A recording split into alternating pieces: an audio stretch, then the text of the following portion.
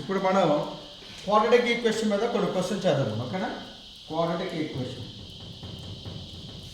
Quadratic polynomial, quadratic polynomial చెప్పండి. ఏమా quadratic polynomial చెప్పండి. ax square plus bx plus c ఇదేనా క్వాడ్రాటిక్ పాలినామియల్. దీనికి యొక్క డిగ్రీ ఎంత చెప్పండి? డిగ్రీ 2, ఓకేనా?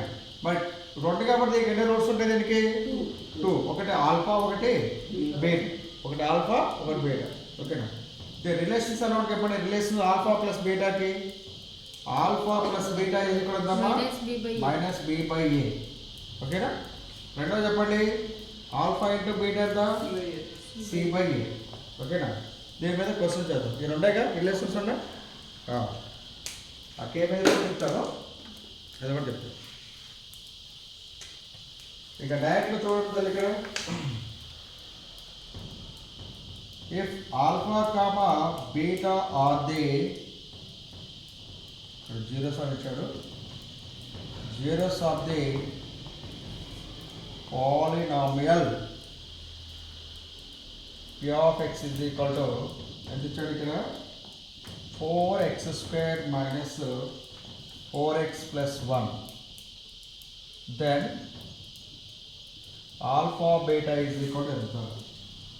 Option 1 1, option 2 minus 1, option 3 1 by 4, option 4 minus 1 by 4. చేసేది చేయగలరా? Alpha into beta direct formula, ఓకేనా? సొల్యూషన్ ఉంది ఇక్కడ. ఏంటి చెప్పండి? ఇదేంటిది? క్వాడ్రాటిక్ ఈక్వేషన్ కదా. Every quadratic equation have 2 roots. అది ఒకటి ఆల్ఫా ఒకటి బీటా, ఓకేనా?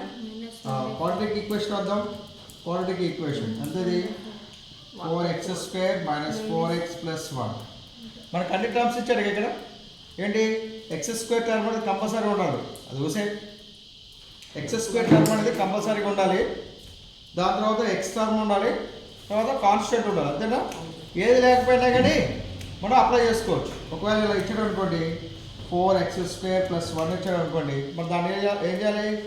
జనరల్ ఈక్వేషన్తో పోల్చుకోవడం కోసం ఏం చేయాలి? దాన్ని 4x square plus 0x plus 1 రాసుకోవచ్చు, లేదా ఎక్స్ స్క్వేర్ టర్మ్ తర్వాత ఎక్స్ తర్వాత కాన్స్టెంట్, ఓకే? ఇక్కడ 3 ఇచ్చాడు కాబట్టి ప్రాబ్లం అయితే ఏం లేదు, ఓకేనా?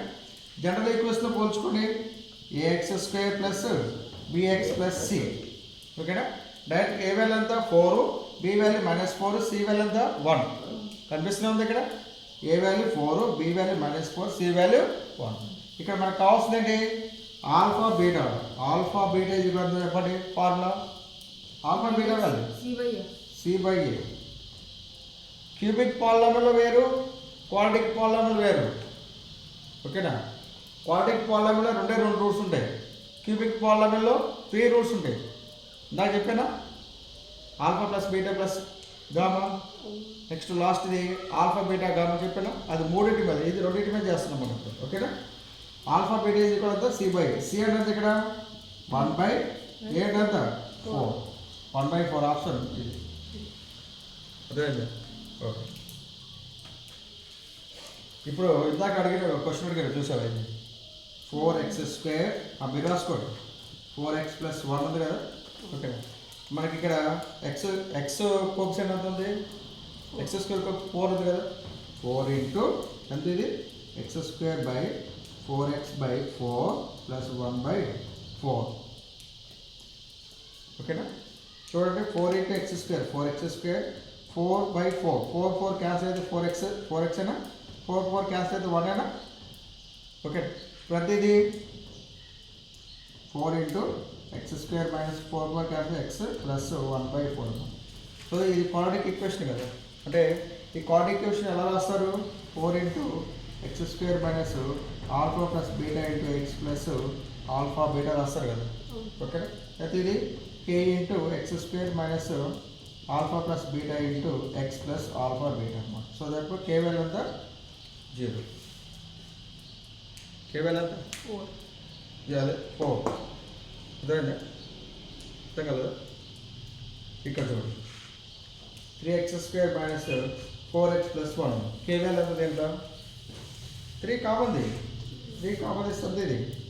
x square minus 4 by 3x plus 1 by 3.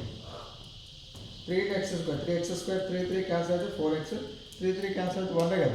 So that means k into x square minus alpha plus beta into x plus alpha beta. So k is equal to 3. ఎక్కువగా మనమే తీసుకుంటాం కదా సార్ కేవలం మనం. ఎందుకు తీసుకుంటాం? ఎక్కువ కూడా అవ్వచ్చు కదా. ఎక్స్ స్క్వేర్ కోఎఫిషియంట్ 1 ఉండేటట్టుగా చేస్తాం. ఎక్స్ స్క్వేర్ కోఎఫిషియంట్ ఎందుకంటే ఈ ఫార్ములా కనెక్టెడ్గా ఎక్స్ స్క్వేర్ కోఎఫిషియంట్ 1 ఉండేటట్టు తీసుకుంటాం కాబట్టి ఇక్కడ దాంట్లో ఎక్స్ స్క్వేర్ కోఎఫిషియంట్ ఎంత అవుతుందో దాన్ని కామన్ చేస్తే వచ్చేది కే అనమాట.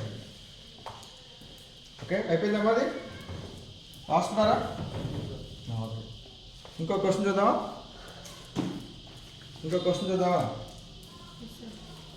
రైట్.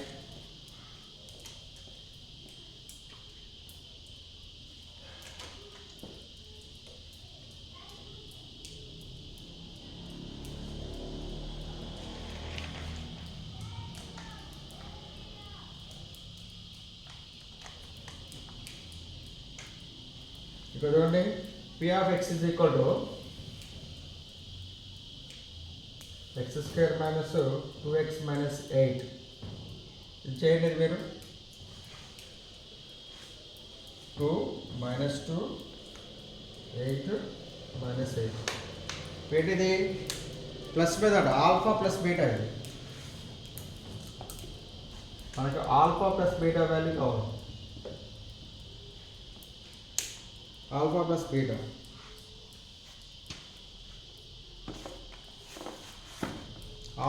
బీటా వాల్యూ కావాలి. క్వాడ్రాటిక్ ఈక్వేషన్ మారింది. ఆప్షన్ 1 2 ఆప్షన్ 1 చేయండి. ఎంత ఇది x square minus 2x minus 8 కదా. ఎక్స్ స్క్వేర్ తర్వాత ఎక్స్ ఉంది కాన్స్టెంట్ ఉంది కాబట్టి ప్రాబ్లం లేదు కదా. ఎంత ఇది x square plus b x plus c. Okay a value ఎంత 1, బి వాల్యూ -2, సి వాల్యూ ఎంత -8. ఆల్ఫా ప్లస్ బీటా వాల్యూ కావాలి మైనస్ బి బై ఏ.